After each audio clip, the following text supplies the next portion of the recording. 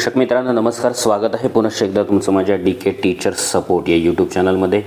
मित्रांनो, यावर्षी पुनश्च एकदा शिक्षक जिल्हा अंतर्गत आणि आंतरजिल्हा बदल्या या विन्सिस कंपनीच्या सॉफ्टवेअरद्वारे होणार आहेत आणि या बदल्या यापूर्वी झाल्या होत्या 2018-19 मध्ये झाल्या होत्या, पण त्यानंतर मध्यंतरी एकदा म्हणजे गेल्या वेळी म्हणूया थोडक्यात या बदल्या ऑफलाईन पद्धतीने जिल्हा परिषद स्तरावर झाल्या, पण त्यामध्ये इतकी विश्वासार्हता आणि इतकी अचूकता राहिली नसल्यामुळे पुनश्च एकदा यावर्षी बदल्या या विन्सिस सॉफ्टवेअरद्वारे होणार आहेत, ज्यामध्ये खो पद्धत असते हे तुम्हाला सगळं माहितीच आहे।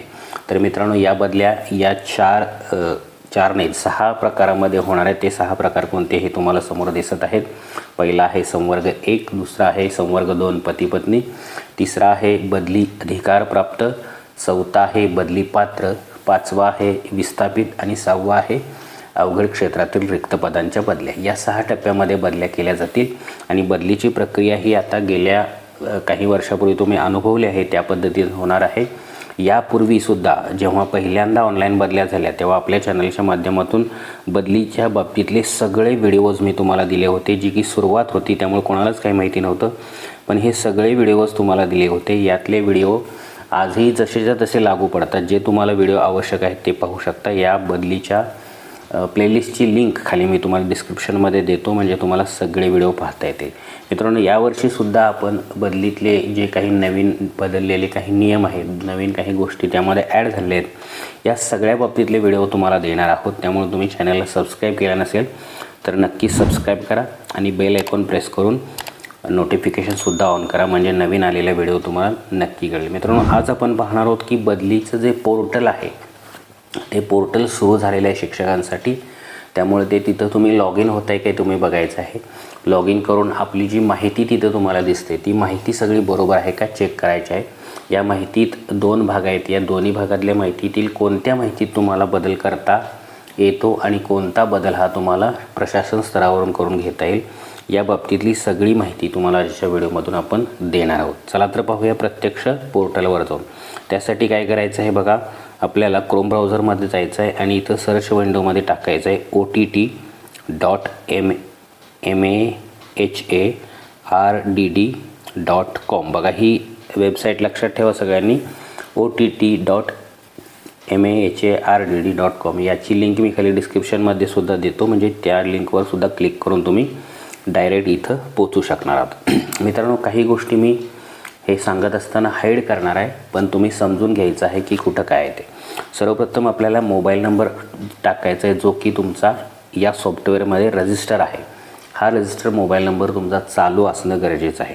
चला, बंद असेल तर काय करायचं ते पण आपण नंतर सांगूया, पण पहिल्यांदा चालू असलेला मोबाईल नंबर जो की माझा आहे तो मी इथं टाकतो।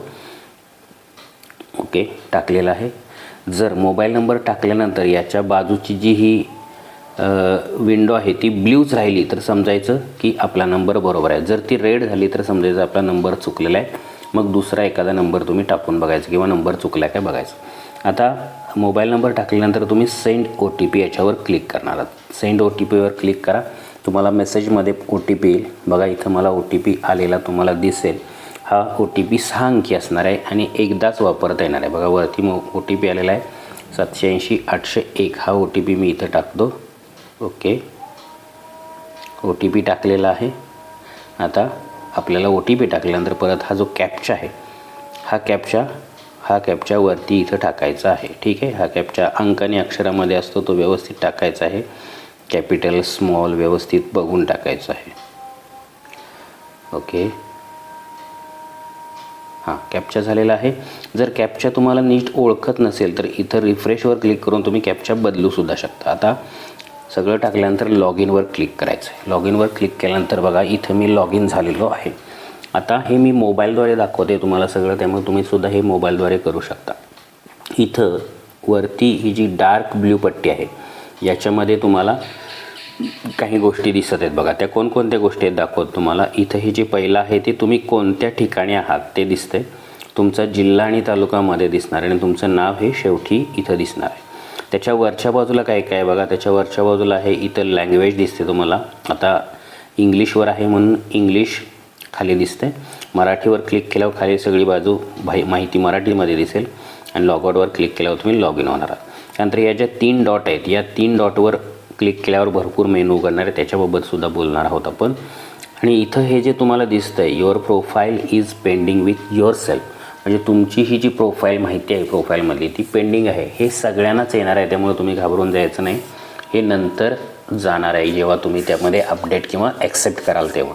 तर ठीक आहे, इथं मराठीवर क्लिक केल्यावर बघा खाली सगळी माहिती मराठीमध्ये आलेली आहे, तुमची प्रोफाईलकडे पेंडिंग आहे.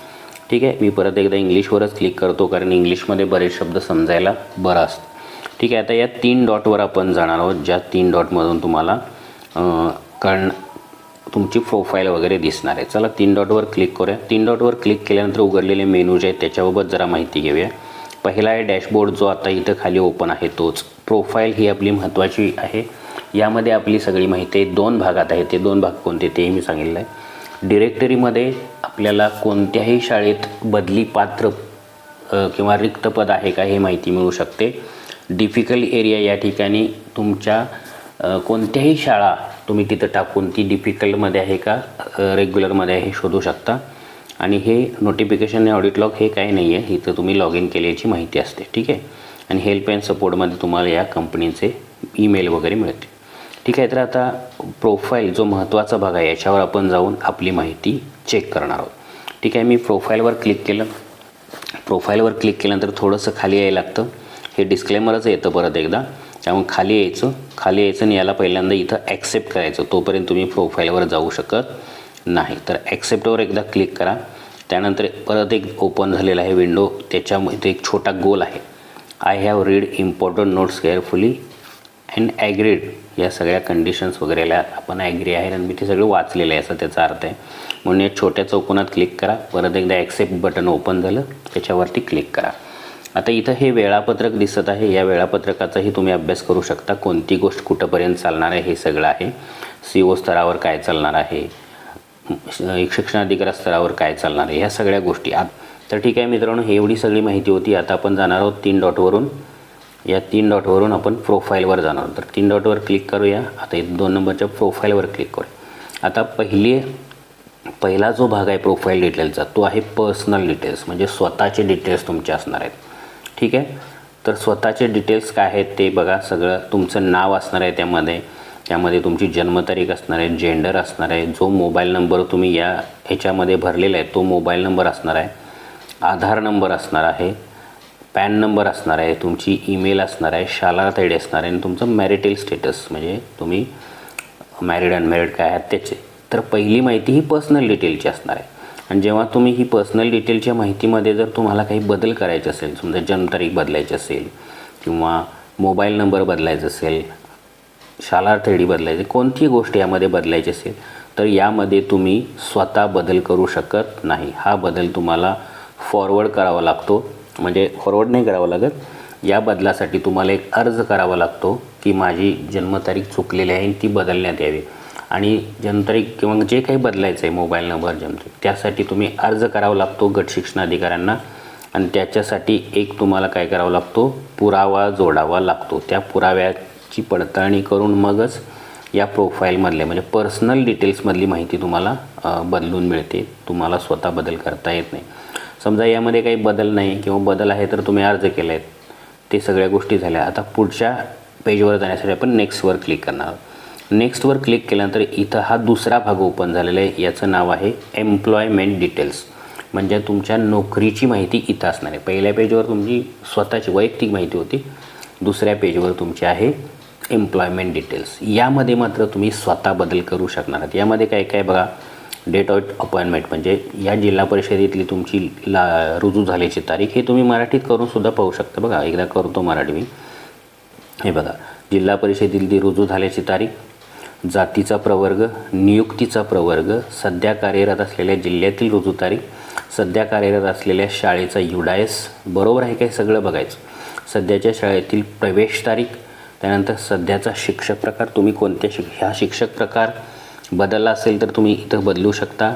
शिकण्याचे माध्यम, शेवटचा बदली प्रवर्ग, तुमची शेवटची बदली कोणत्या प्रकारातनं झाली तो इथं प्रकार आहे, तो सुद्धा तुम्ही बरोबर आहे का बघा, इथं आहे बघा, आणि तो बदलू शकता. त्यानंतर वर्तमान क्षेत्रात सामील होण्याची तारीख, म्हणजे आत्ता तुम्ही ज्या शाळेत आहात त्या शाळेचं क्षेत्र कोणतं आहे, अवघड आहे का सोपं आहे, सर्वसाधारण आहे, त्या क्षेत्रातली तुमची सेवा सुरू झाल्याची तारीख, ह्या सगळ्या तारखा इथं आहेत. सगळ्या तारखेंचाच यामध्ये भाग आहे नोकऱ्यांच्या ठिकाणी. जात आणि तारीख आणि बदली प्रकार हे महत्त्वाची गोष्ट आहेत. तुम्हाला कोणताही जर यामध्ये बदल करायचा असेल तर फक्त हा जो तुम्हाला हिरवा गोल दिसतो याच्यावरती क्लिक करायचं. तो लाल क्रॉस तयार होईल आणि लाल क्रॉस तयार झाल्यानंतर खाली त्याच्याच खाली नवीन विंडो ओपन होईल. तिथं तुम्ही तुमचा बदल ठेवायचा आहे आणि ते सगळं बदल करून झाल्यावर इथून तुम्ही सेव्ह करावर क्लिक करायचे. सेव्ह करावर क्लिक केल्यावर ते पुढं त्यांना जाणार आहे आणि ते चेक करून मग याला मान्यता देणार. हे काही तुम्ही बदल केला म्हणजे लगेच होणार नाही. तो BO स्तरावर म्हणजेच गट शिक्षण अधिकारी स्तरावर परत तुमचे जे लोक बदल करतील एम्प्लॉयमेंट डिटेल्समध्ये ते सगळं त्यांना तिथं दिसणार आहे आणि ते सेवा पुस्तक किंवा इतर गोष्टी पाहून ते बरोबर आहे का बघून मगच त्याला ॲप्रूव्ह करणार आणि मगच इथं तुमचा बदल जो आहे तो इथं तुम्हाला फ्लॅश होणार आहे. पण त्याच्या आधी जे काही होतं ते वरती ती विंडो तुम्हाला दिसणारच आहे आणि बदल केलेली खाली हिरव्या कलरमध्ये दिसणार आहे. लक्षात आलं काय करायचं, बदल जिथं करायचं आहे तिथं बघा त्या हिरव्या चौकोनावर क्लिक करायचं. तो हे होईल रेड क्रॉस होईल आणि त्याच्या खाली दुसरी विंडो उघडलेली आहे बघा. या कॅलेंडरवर क्लिक करून तुम्ही तारीख बदलू शकता आणि हे केल्यानंतर तुम्ही खाली जाऊन इथं सेव्हवर क्लिक करायचं. तर हा बदल तुम्हाला करायचा असेल तर करू शकता आणि तो BO स्तरावर पाठवू शकता. तर मित्रांनो लक्षात आलं तुमच्या परत एकदा प्रोफाईलवर जातो बघा. मी प्रोफाईलवर गेलो. प्रोफाईलवर पहिलं पेज आहे वैयक्तिक माहिती. यातली माहिती तुम्हाला बदलता येत नाही, त्यासाठी अर्ज करून पुरावे जोडायला लागतात. आणि दुसऱ्या पेजवर पुढे जावर गेल्यानंतर नोकरीची माहिती आहे. यामध्ये सगळ्या तारखा, जात आणि तुमची बदलीचा प्रकार वगैरे या सगळ्या शाला तळे वगैरे यात बदल करायला तुम्हाला संधी आहे. बदल करण्यासाठी या हिरव्या टिकवर क्लिक करा. तो लाल होईल, त्याच्याखाली दुसरी विंडो ओपन होईल.